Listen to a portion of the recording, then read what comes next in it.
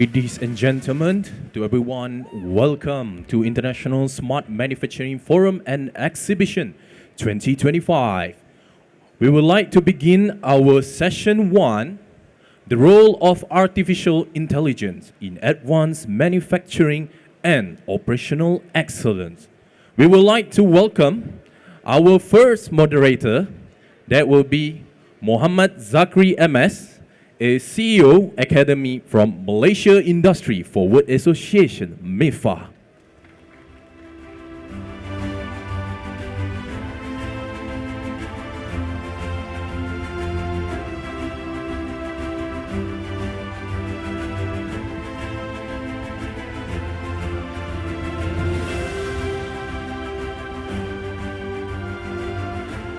Next, we would like to welcome our first forum panelist, that will be Leonardo Fabrizio, a co-founder from Metallia, Italy.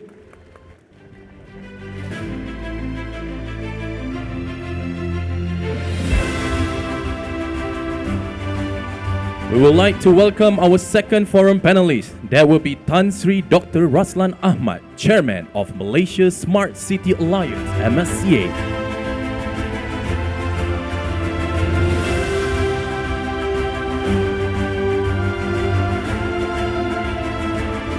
We would like to welcome our third forum panelist, that will be Faisal Shabli, Managing Director of AGMG Aventura Group.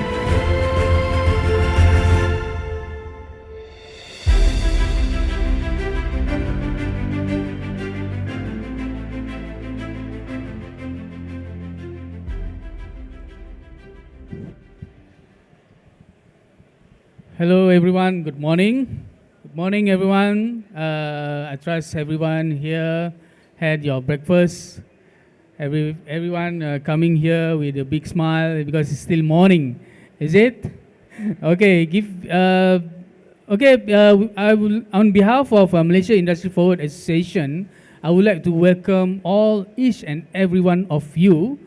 Give a big applause of everyone for making it today. I know it's a bit of traffic outside, but I think, Alhamdulillah, we managed to come here in the morning, right at 10:50 a.m.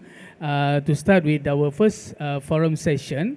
Okay, without any further ado, I would like to introduce our forum panelists. The name itself is international. Of course, we have an international guest here. Right from the very beginning, on my right and on my left is Mr. Leonardo Fabrizio from Metallia, Italy. Give a big applause for him. Thank you. And he told me that he's first time coming here in Malaysia. So let us welcome Mr. Leonardo to Malaysia. Hope you enjoy Kuala Lumpur. The second panelist, let me introduce Yang Berbahagia Technologist Dr. Raslan Ahmad, the Chairman of Malaysia Smart Cities Alliance, MSCA. Thank you, Dr. Raslan, for coming. And the third panelist, our guest panelist here today is Mr. Faisal Shabli, the CEO, the Chief Executive Officer of AGM Sdn Bhd. Give a big applause. All right, as the title goes, the role of artificial intelligence, or AI, in advanced manufacturing and operational excellence. Okay, before I proceed with the first question to our first panelist here, Mr. Leonardo, I would like to welcome our brothers and sisters from, I think this Polytechnic, is it? Polytechnic. Okay, IKBN, Sepang. Is it from Sepang? Okay. We welcome everyone. These are the future talents of Malaysia. Give a big applause to them. They are coming here with a big smile, all together, to learn more about artificial intelligence, applied artificial intelligence in smart manufacturing. Okay. Mr. Leonardo, welcome to Malaysia again. Thank you. Thank you so much. So I hope you enjoy your flight coming here. Yeah, yeah. All right. Okay. Thank you. The first question goes to you. Okay. I know that the background is you've been involved in many projects, specifically in European manufacturing, smart factories, industrial AI adaptation in precision engineering. Okay. The question goes in Europe, or specifically in your country, Italy. Yeah. Okay. How has the AI integration transformed manufacturing uh, workflows, and what lessons can Malaysian manufacturing sector here adopt to achieve similar excellence? As we know, Italy, Germany, European countries are more advanced than us. So, can you share your thoughts on this? Thank you. Hello, everyone. We start few years back in Europe, starting and using AI in manufacturing processes, and we achieved those manufacturing excellence not using magic, but using standard data and closed loop execution on the shop floor. And the real changes begin when Europe manufacturing processes and industries starting using data not only for Gantt or dashboarding or monitoring, but to actually take decisions over those data. And there are three moves that actually changed the entire path. First one is interoperability by design. That means machines that are connected via OPC UA or other standard protocols to centralized system like an MES. Okay? In order to have a labeled data set, in order to have integration of the different data, in order to have everything that has data with context, let's say. The second thing is edge in the loop. So using this data in order to create machine learning algorithms, in order to make predictions and achieve quality control driven by AI, but also predictive maintenance and process optimization, okay? And the third thing is the reusable blueprints, because you would like to have also standard when you are deploying the project, starting from pilot project to the entire plant, to the different chains of different plants. You would like to have standard also on those. And Europe start actually, achieving operational excellence thanks to those three. Above all, there is execution, okay? Execution is the main thing. So actually deploying a system like manufacturing execution system in order to collect and give context to the data. Malaysian countries can, and Malaysian, companies can absolutely achieve that excellence without, making all the errors that the European made along the years, and taking those lessons and actually, put in practice. And first of thing, execution. Okay, execution is the main thing. Yes, thank you for that answer. Yes, I would agree with you. Based on the past experience, we have many forums, talks, industry talks, or colloquium been talking about manufacturing excellence, but the execution part is something that we are lacking of. Okay, that would bring us to the next question, which I would like to ask our next forum panelist, technologist Dr. Raslan. Well, Dr. Raslan, we know that European countries are quite advanced from us, ahead of us in terms of executing whatever that the concept or what you call it, know-how. All right. So how can Malaysia Industry 4.0 and smart city agendas? As you know, smart manufacturing is part of the smart city elements. All right. So how can this agenda work together to accelerate AI adoption in manufacturing ecosystem? I'm talking about adoption now. So, please. Thank you. First and foremost, I would like to take this opportunity to thank MIFA and MAD for inviting us for this important gathering. I believe this is not just a sharing platform, but at the end of the day, it's an opportunity for us to collaborate in many ways. Back to, I just want to continue from Leo point earlier, mentioned about while we talk about planning, we also need to good in execution. In order to do that in terms of accelerating adoption of AI, especially in the manufacturing sector, I'm always using these two acronyms. First, which is cover financing, infrastructure, regulation, skill, talent, and technology.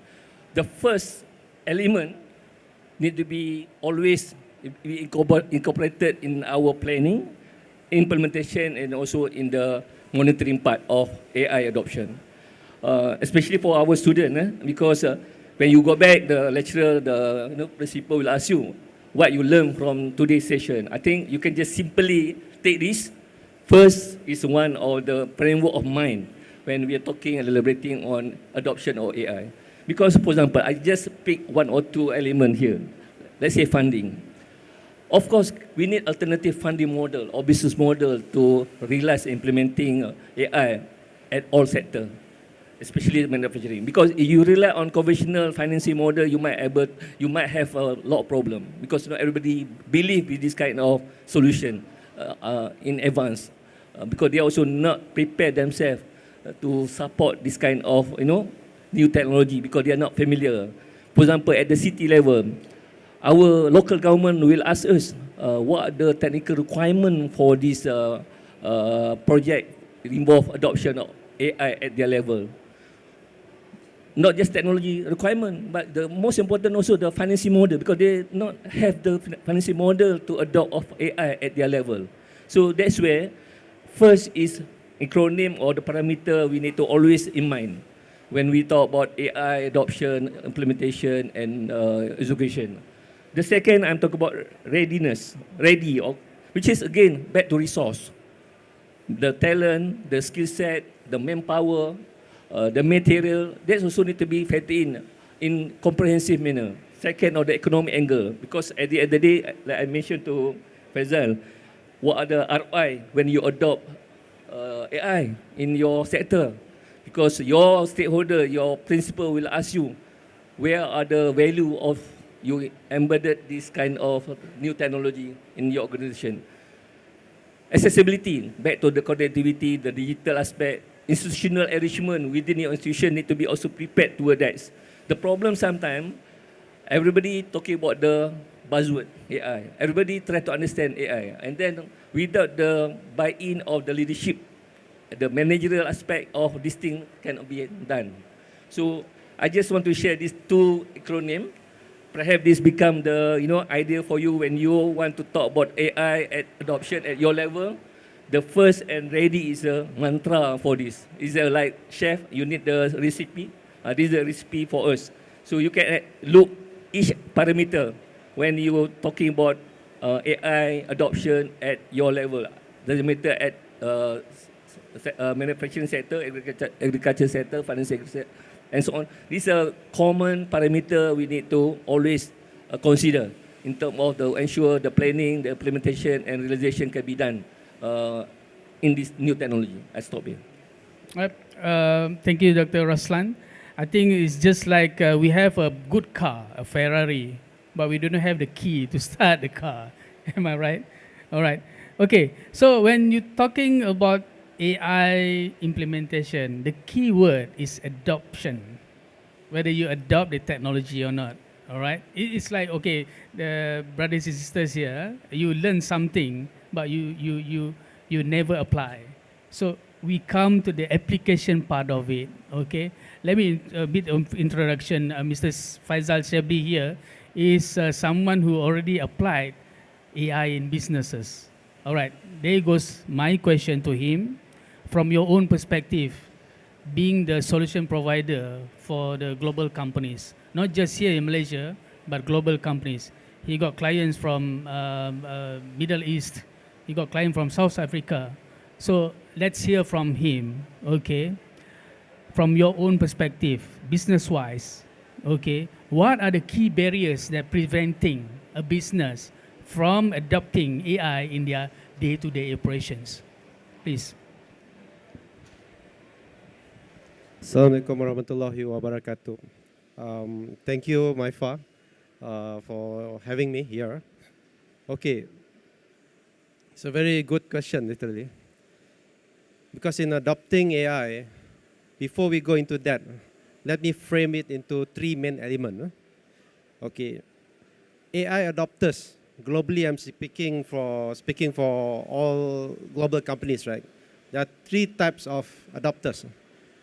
Number one is the optimizer. Number two is the transformer. Number three is the, the reinventor, okay? Optimizer means those who wants to try a little bit here and there, do not want to really take the risk and do a small pet projects. Transformers are a bit bigger than that, where they kind of like try AI, but on certain projects within their divisions, right? Which is happening now widely in Malaysia and even in overseas, right? But reinventor, this is the real adopters, the real players who believe AI at its digital core and willing to invest, willing to try it out, willing to, like what Dr. Hassan mentioned to me, willing to take the risk, doing it wrong for the first time, and willing to pay for it, because AI is not cheap, ladies and gentlemen. I can share with you a bit later, right? So these are the three types, right? So we need to foresee, and based on our experience in AGM Gate, we started our initiative in Malaysia, but we were like Grab. Nobody listens to us at that time, right? So we had to move to UAE and UK, and we got very big project there under our parent Aventar Group, right? And we learned, 5 years we learned, and we come back here. We come back here and hoping that we can be like Grab lah, worldwide. That's always the DNA here in Malaysia, right? Saya orang Melayu kan, orang tak faham, orang tak nak terima pun. But then, when the foreigners, our international customers, friends give us the mandate, we do it well and come back here, and hopefully we can pull through. Okay, if you take a look at the barriers, right, there are a few areas here. One is the mindset. The mindset of not willing to try things out, or mindset of not ready to take the risk, willing or feel like if I'm wrong, then how? Am I going to be out of job? Silo and the readiness. These are the three main barriers, Zakri, that I'm seeing. Even with the big company, state company, or even small company. Okay? But small players, they are reinventors. They do it from the C level. They sponsor this digital AI initiative and spread it towards all the key components of their business departments, starting with sales, starting with finance, They use fully AI first concept, which Aventra is moving forward into, right? We must have the first AI mindset. That is what we are doing in our group. And we try it ourselves first. Like we have 500 coders within the group. It's not cheap, ladies and gentlemen. The cost to serve. AI team, we have like 30 to 50. Very bright people, very young people, right? But what will be the business model that we need to provide for the paymaster later? And what kind of project that I need to bring to all my young coders? Every day they ask me, boss, what problem you want to solve? So we inculcate the AI first, belief within us, and now we bring it to the world, right? But don't forget, the cost to serve is very, very expensive. We need to justify the ROI as well. So that is the first step I'm saying. That is the barriers of adoption. Later, I'll go through into how we solve it. Thank you, Zakir. Back to you. Yeah. Thank you, Faisal. After all, it's all about money, right? It's all about money. That's a core need for any organization to run. All right. The keywords that has been mentioned by Mr. Faisal just now, ROI. Okay, sounds sexy. But okay, let's hear from Mr. Leonardo. Okay, my question goes, so from the perspective of a precision engineer, where do you see this prospect, or the greatest ROI prospect in applying AI in smart manufacturing? Maybe in the sense of a quality control, predictive maintenance, or process optimization. Thank you. So we are speaking about precision manufacturing. Every micron counts, and every rework is a cost.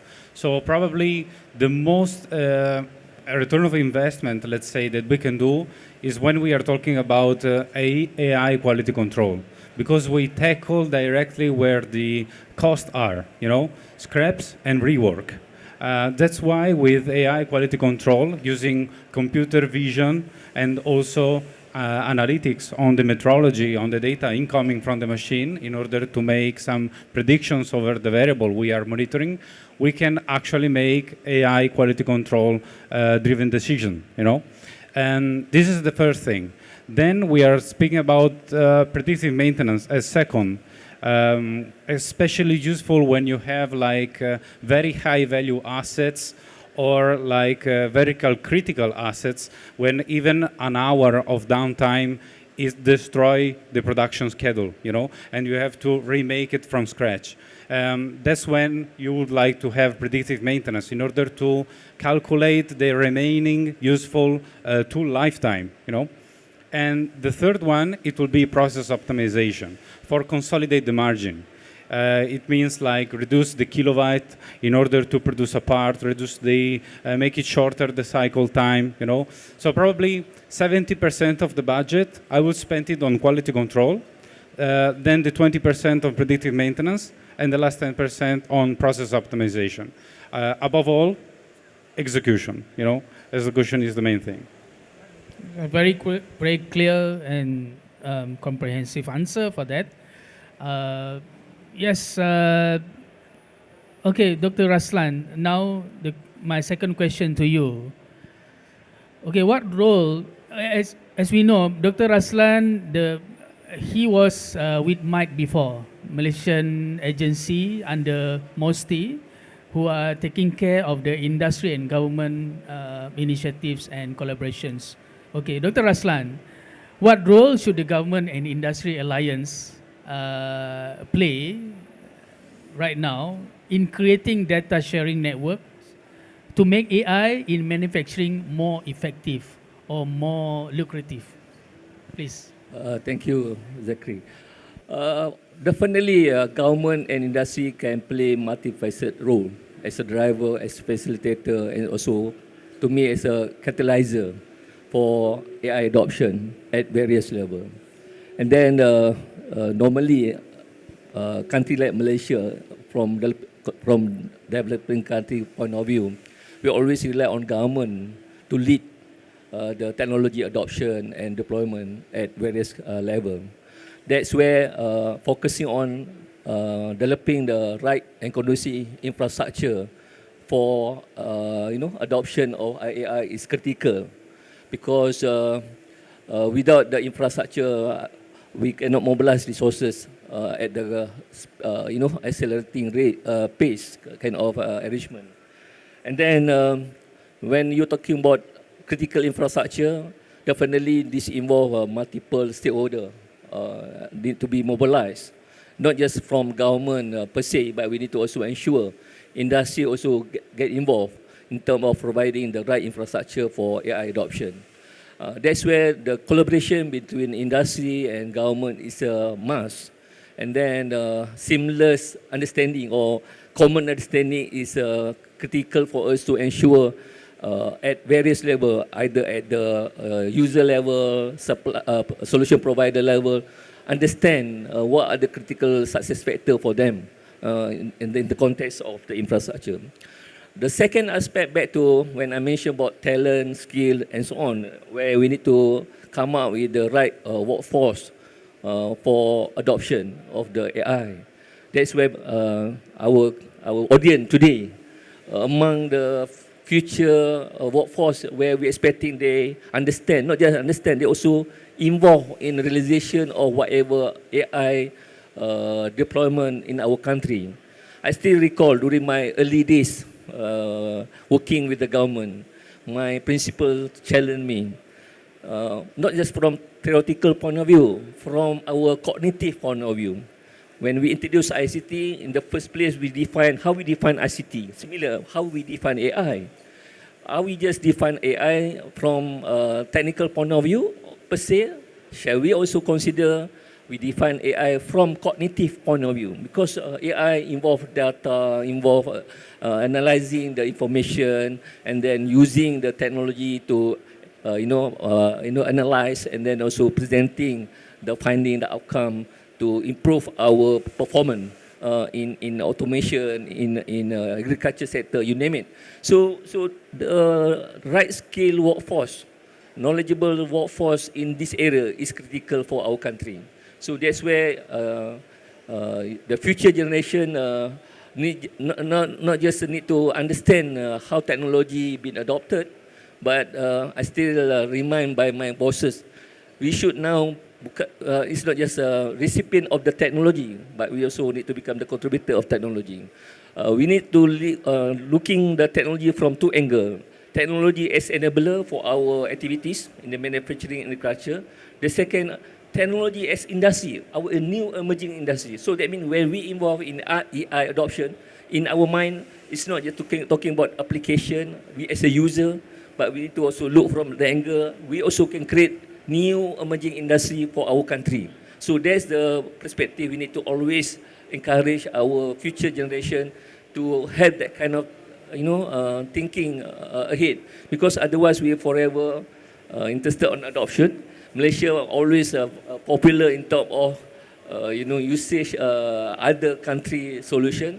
We are among the first in everything in terms of application of people technology solution. I think it's now high time for us. We should the pioneer. We should are the fronter for new invention of our local solution. That's where co-creation, collaboration with the right partner, collaborator from public, from the government, from the industry is critical for us. So definitely government industry alliance can play many roles, but we need to be focused. We cannot be, because the master of none. In my case, we focus on the smart city deployment to support the government initiative in the area of sustainable city. MIFA now focus on the smart manufacturing, supporting the industry sector in terms of AI adoption at the manufacturing sector. So everybody have some role to play. Student also, the community also, the public in general also has some role to play. So I think we need, in simple term, at the high level organization, UN, they mention about people, private partnership, and so on. I stop here. Right, thank you, Dr. Raslan. I think I like your point. One of the point is to develop a skilled workforce. So that's why we here at MIFA, we embrace upskill and reskilling programs. So through Mosti, we have engaged in a lot of activities supporting this agenda. Without the right talent, come any kind of technologies, it's like useless for us, right? So we need the right skill set to manage all these technologies. Okay, Mr. Faisal, goes my second question to you. Okay, I know that you've been dealing with business globally. So if you could please share with the audience here how your company support businesses like logistics or manufacturing companies or industries in moving from basic automation to AI-driven business. Please. Right. Thank you, Zakri. In a holistic way, when we want to implement technology, be it a taker from a logistic player or manufacturers like what we're having here, right? You must not run away from three main areas, which is people, process, and technology. The problem with the implementation that we have for now, we talk too much on the technology stack. When it comes to that part, it goes to the most turn-off element, which is the expensive element of how to purchase that particular technology. Then it doesn't make any business sense at all. So at AGM Gate, we changed the strategy in two segments. Number one, of course, we need to see the competency of our clients. Are they ready for this element or not? That's why there must be an awareness. There must be a good training program. Training is a very good business. A lot of money there, right? It needs to be spent, right? We started with that. Then we take a look at the customer's business process end to end, right? As is and to be. Okay, once we start to understand the whole thing, then only we take a look at their current existing automation. Automation means you do things fast. But AI means you do things right. So transition or transformational from fast to right, it must be justified well to these adopters. Sebagai contoh, as an example, right? Most players here, they have been collected all their data massively. I'm a big believer in data. Some people call me a data cartel from Sarawak. Because I believe, I'm like Tony Stark. Maybe he's believe in something else. I believe in data because data is a lifeline. I made a fortune out of that from data. And bukan data cartel jahat, data cartel by right? Helping the government, right? State government. I'm from Sarawak anyway. Malaysia is very unique and delicate situation. They have massive amount of data, but nobody knows what to do with it. When we talk about, boss, can you share your data and let's make sense out of it, right? Oh, tak boleh, this is very sensitive data. This is very security data and all. Right? No, sir. The data governance is not being implemented well. How can you say this data is sensitive or none? That's one. Literally, when we check, because I have pools of data engineers with me, right? They can advise, boss, the data is literally garbage in, garbage out, right? Cannot be used. So, masalah di situ kan? This problem there, right? So when you have massive amount of data, all we need to do, the first step is actually inculcate the data governance, not technology, the data governance part. You must overlay end to end, right? It must be sponsored by the CEO, and CEO must be orang yang faham lah, boss. Huh? Not someone who don't really understand, want to pencen apa semua. They want you put aside. This must be someone who really believe in that. Once you put the data governance right, then you segregate which is operational data, which is business data, and which is sensitive data. Then the end in mind is how do we monetize that data later on, right? How do we engineers use it for creating up with new other products? How do we marketing team use it for them to penetrate and getting the more strategic market? And for manufacturers like these people, right?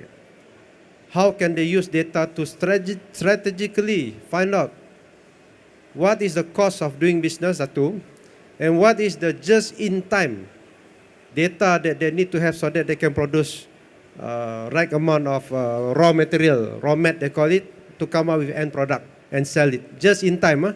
If I have an order from Japan now, 10,000, hopefully 1 week before this, 10,000 raw mat is there, I can produce and push it to the market. That's the usage of data. Data monetization is my expertise. I look at data, I look at money lah. No money, no talk lah. Every time we talk about technology, this and that, apa semua, when it comes to us, one thing, Faisal, boleh tak? Can you do a very canggih system? Pening kepala, bos. Canggih have to define what is the advancement of the technology that you want. Because after I translate your canggih or advancement, the price is Ferrari. Are you willing to pay for it? But I say it nicely lah, my customer, right? So I cascade down to people, process, technology. Inshallah, that is how we solve. Yeah. Back to you, Zachary. Thanks. That's very interesting analogy. Yeah, I think for me, I mean, data is the fuel for digital economy, right? Dr. Raslan, right? Leonardo, all right? So yeah, thank you for highlighting that and sharing your business real life experience, how we can transform from semi to auto, from auto to AI driven. So it's really another level playing game. All right. Okay. Any question from the floor? Adik-adik ada soalan? You can ask. We have Mr. Leonardo there from Italy tau. All right. Okay. I come down. State your name and your question. Dalam bahasa preferably in English. Can? Okay. Right. Hello. Good morning. My name is Fahim Niza. I'm part of this small group from K-Youth under Khazanah Nasional Berhad. So my question is, just now you mentioned in your first answer, closed loop mechanism in AI. So I'm wondering what closed loop is in implementing or adopting AI at your company. Yeah. Asking Mr. Leonardo. I'm asking Mr. Leonardo. Yeah. Okay. Do you get the question, Yeah, Mr. Leonardo? Yeah. Right. Thank you for the question. When we are speaking about closed loop, it means, first of all, create the data lake, okay? So getting all the data incoming from the context, from the machinery, from the processes, okay?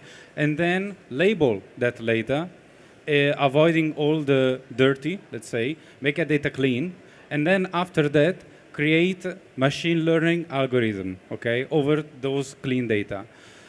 In that sense, you can use then those models, those machine learning models, in order to make predictions, in order to use it for computer vision, and at the end, close the loop, you know, because you are getting the data, train the model, use the model, and then go back, okay? Because otherwise you collect other data and you make retraining over those models in order to increase the performance, you know, every time make the model better. All right. Hope that answers your question just now. Okay. Any other question? I would like to open the floor for another next 3 minutes. Adik-adik ada soalan? From any of the panels, you can ask. Okay, we have Deputy President of MEIFA here. Good morning. Assalamualaikum to all our fellow panelists, our panelists today. Thank you for coming on behalf of MEIFA. I would like to know from maybe all of the three panelists here. We are talking about industry forward, literally industry 4.0. Maybe in Italian, I'm not sure, 5.0 only. So which one comes first? Is it automation? Is it AI? Is it IoT? Is it cybersecurity? Which one comes first? We are talking about technology, but that's off. If you're talking about I 4.0, that's 13 to 14 pillars of industry 4.0. So which one comes first? I'm asking on the behalf of the KU today. I know the answer, but I would like to know from the panels, maybe in a short term, each of you, which one comes first? Thank you very much. Open to any of the panel who would like to answer. Mr. Faisal, probably.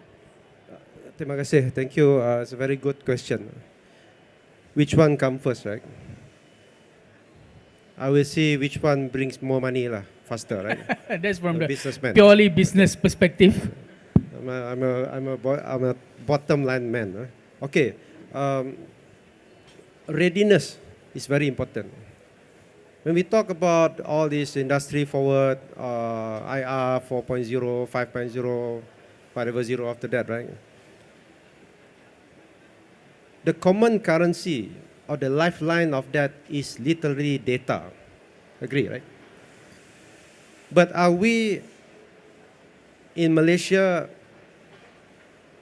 at the backwards or forward?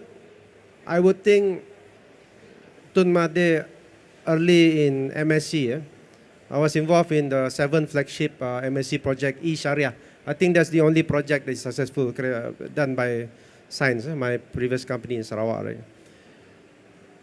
Massive amount of data is ready. Massive. Billions of investment in Putrajaya, in Cyberjaya, E-this, E-that, E-Rakyat, whatever kan. Massive amount of data have been collected because we have embarked into MSc at that time, and operational system had been developed well and it's mature now, right? So now we want to move into beyond that, means the emerging technology. Readiness of people is one, readiness of the data is literally there. Then comes to what? Of course, automation, right? When it comes to automation, then we do things faster. I think that is doing very, very well. If not, takkan ada all this thing in front of us, right? We are not negara yang tidak maju, kan? We are very, very advanced, right? And then it goes to emerging technology.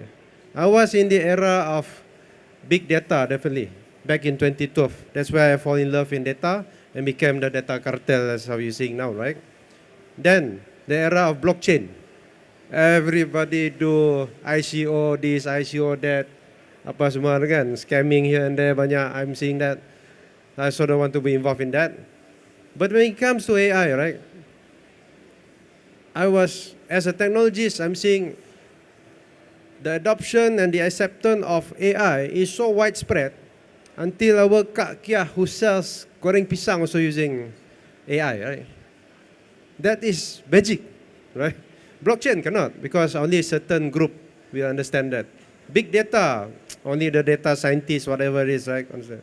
But AI, Kak Kiah, no Kak Kiah, normal kakak lah, selling whatever outside there. They use AI as the recommendation engine for them to start thinking whether they want to sell product A or B. Trust me, because I'm involved in a lot of local entrepreneur development program. I give talk and I give some incubation program to them as well. So I hope I answer your question. But I'm saying this is a leapfrog from year 2000, when I started my work 2002 as a junior software engineer, right? Up to now, I do not want to miss the boat. I do not want to be an AI user. I want to be an AI inventor, and that is AG. Promote our company sikit lah on that. All right, so it goes for all our fellow Malaysian. So that's my view. Back to Very well, very well. Okay, Dr. Raslan, yeah, please, you take. To me, doesn't matter which come first, because as you aware, technology is evolved, and then there are a lot of convergence happening every time. I still recall during early days when we define ICT, we talk about computing, telecommunications, suddenly it's multimedia, and that keep evolve. I think, as you said, finally back to us, how we, ready in terms of, not just, I don't talk about adoption per se, but back to how we turn this opportunity as our, gold mine as a people. That's one element we need to always put in our head. Second, on the cognitive aspect, because you talk about data. Yes, I still recall my professor telling me how it's work from data, information, wisdom. We not just stop at data, because finally we need to move out from data to information toward wisdom. How we use our wisdom to articulate and do the valuation of what we have within our control. So that's where, to me, technology keep evolve. Nobody can stop that. We ourselves need to be aligned toward that. But the issue now, how we able to prepare ourselves in terms of creating value from that technology, from economic, from social, from environmental point of view, because now people are talking about ESG, SDG and so on. If you're looking just from economic point of view, you also be punished by certain segment of our society, because they said your technology bring negative impact to my society at large. So I still recall during Tumang time we talk about balance between economic and social through technology adoption, and how country can benefit from economic social point of view. So again, your question is not which one come early, because the root of technology evolved from the fundamental up to now. It's never stand alone, because the foundation of technology start from 1,000 years ago, not today, not yesterday, not just today, but also the root of technology been developed quite some time already. So perhaps I've answered your question, but I want to remind myself, at the end of the day, is a value we create from technology for our people. That's the most important for us. Well, thank you for enlightening us with your answer, Dr. Raslan. Leonardo, would you like to answer that question? Yeah, I have to agree of what the other panelists said. What to add? Industry 4.0 concept started in Germany. a few years back, and then from that spread all across Europe. Italy as well is one of the major innovators in terms of Industry 4.0, and with a lot of help by the government in order to replace the machinery, in order to have more automated machinery and more intelligent equipment. And the first thing when we are talking about Industry 4.0 is data, collecting the data. So IoT, first of all, which is infrastructure for what comes next. AI is the cherry on top because you are actually using that data in order to make decisions over it. So first of all, you have to collect and then think and then use it, okay? So, and that's where Industry 4.0 comes from, collecting the data and give context to those data. Then AI comes next. All right, okay, that's a very clear answer. We are running out of time actually. Okay, we got another one. Okay, I just give one chance for this. Yes, please state your question. Hello. So just a context. I read online that right now China and USA is competing in AI, right? But when a China spy or someone went to USA, they are now not concerned because of the energy that's needed at USA for AI is not as much as China. So China it's okay. We will go further than USA because of energy. So how about Malaysia? Like, is energy a concern for Malaysia? I'm opening the question to all the panelists. Thank you. Well, I think the right person or panelist to answer is Dr. Raslan himself. Being a Malaysian Smart City Alliance chairman, I think maybe you can answer that. Yeah, for sure. Energy is a critical factor in this subject. I think like water, energy also important for others activities. But the issue for us now in terms of how we optimize our resources, include energy. And then government currently have this energy transition program planning and so on. They try to use that kind of policy guideline as a basis for us to manage our energy utilization. But the consumption of technology in relation to energy is must. We cannot avoid that. So in terms of priority, back to what our priority is, it back to how we adopt and then what level of adoption that technology we want to accelerate. Currently, we have the competing usage of our energy in many ways. Our industrial consumption is now increasing. Our household consumption also increasing. So how to balance between supply and demand? Because while we are talking about demand, utilization, consumption, we also need to balance with the supply side. That's why now there are alternative initiatives by the government through different means of energy sources. You talk winds, solar, and so on. That just try to balance between the supply and demand. So it's not easy answer, but definitely as a government, normally they want to make sure everything in order, and then we really manage our energy utilization accordingly.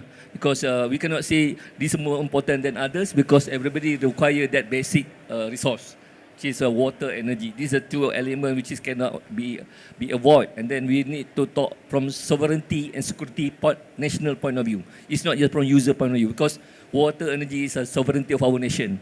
So if we are able to manage in the right manner, so that means you open your country into unnecessary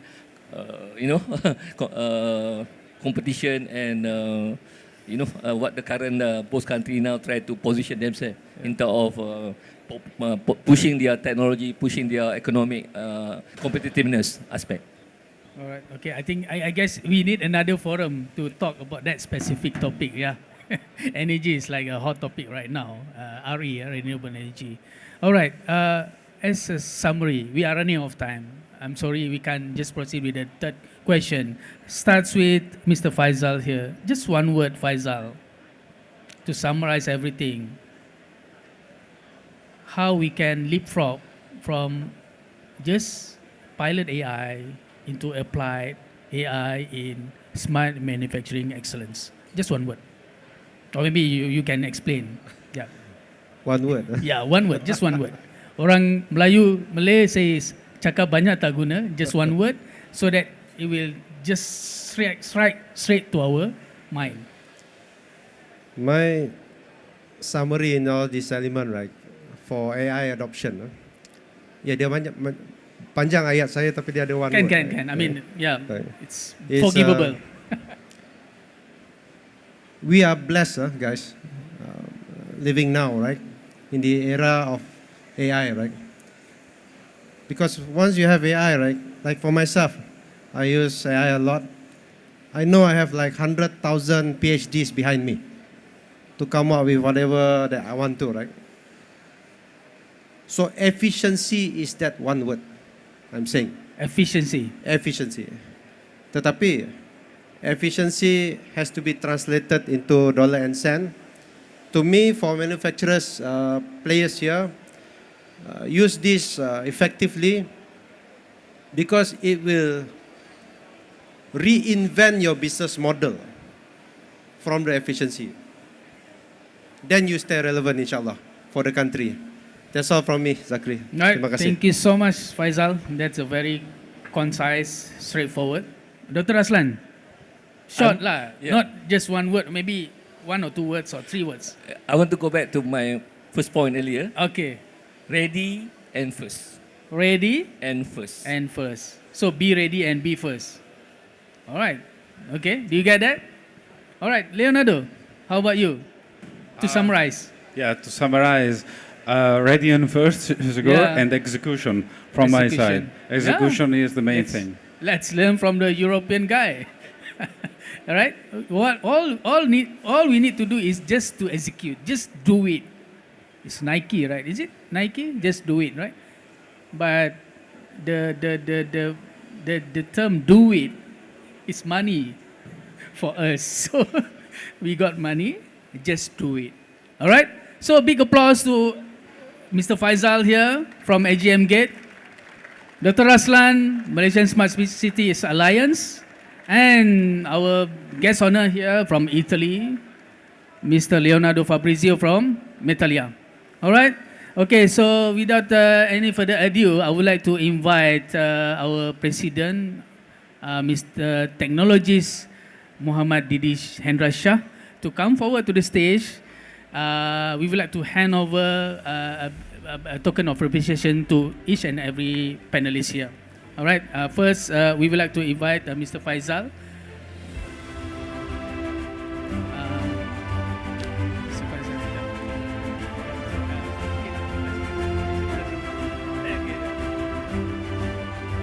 Okay. So, come forward, please. All right, thank you so much, Mr. Faisal Shabli, the Managing Director of AGM Gate, subsidiary of Aventa Group. A big applause to MGM Gate, Mr. Faisal. Next, we have Dr. Raslan Ahmad, technologist Dr. Raslan Ahmad is the chairman of Malaysia Smart City Alliance. Thank you so much, Doctor, for coming here. Big applause to Dr. Raslan. And then our special guest here, Mr. Leonardo Fabrizio from Metalia, Italy. Thank you so much, Mr. Leonardo. And welcome to Malaysia. Enjoy Kuala Lumpur. All right. Okay, thank you so much. Thank you guys for having us. We'll have a group photo. Probably all the panelists will be on stage for a group photo with the mementos. All right, thank you.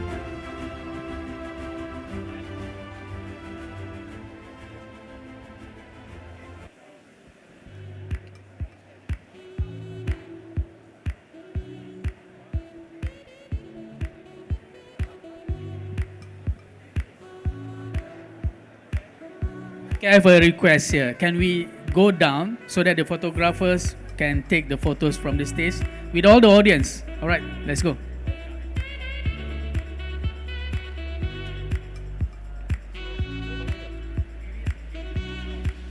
Semua berdiri boleh? Everything stand up so that we can have a nice photo.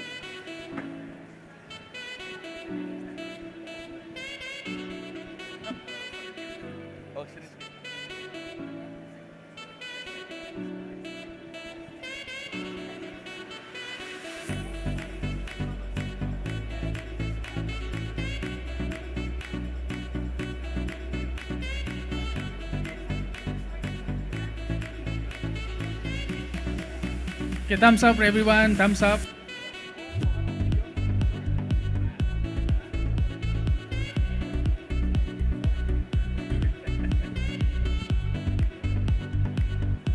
Okay, a big applause to everyone. Thank you so much. Welcome to Malaysian Smart Manufacturing Forum and Exhibition 2025. We'll see you guys at the launch event, which will be happening at 2:30 p.m. today. All right. The Chief Secretary of MOSTI will be launching the event for today. So thank you so much again for everyone coming here. We are so happy to have you all, and thank you for all the guest panelists. Okay, with that, I'm signing off. Thank you. Have a good day. All right. Thank you so much, everyone, for coming. Give a big applause to all our speakers and moderators again. All right. We'll see you again on the next session. Thank you very much.